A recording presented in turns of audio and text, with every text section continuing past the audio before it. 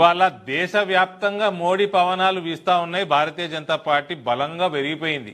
Total భారతదేశము ఇలా ఒక స్వీప్ అయింది భారతీయ జనతా పార్టీ. మొన్న రాష్ట్రాల ఎన్నికలు చూస్తా ఉంటే Madhya Pradesh land slide, Chhattisgarh land slide, Rajasthan land slide, ఒక కొన్ని సర్వేలు 350 అంటున్నారు బీజేపీకి, కొన్ని సర్వేలు 400 అంటున్నారు. ఈసారి 1984లో ఇందిరాగాంధీ చనిపోయినప్పుడు ఏదైతే సింపతి వేవ్ తోటి 404 స్థానాలు వచ్చినాయి, ఆ రికార్డు బ్రేక్ చేస్తాడా మోడీ గారు అన్న విశ్లేషణలు నేషనల్ మీడియాలో జరుగుతూ ఉన్నాయి.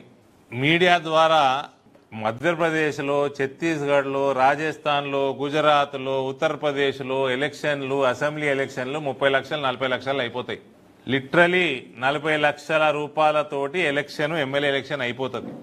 కాబట్టి అక్కడ ఇసుక దందాలు, మొరం దందాలు, గుట్టలు అమ్ముకునుడు, దొంగ క్వారీలు నడుపుడు, బిల్డింగ్లు కట్టుకుంటే కమిషన్లు మింగుడు, రోడ్లు వేసుకుంటే డిస్కౌంట్లు, మన ఏమంటారు కమిషన్లు, కాళేశ్వరం మునిగిపోవుడు, వేల కోట్ల రూపాయలతోటి ఎమ్మెల్యేలను కొనుడు, కార్పొరేటర్లను కొనుడు, ఇటువంటి కల్చర్ అక్కడ ఉండదు.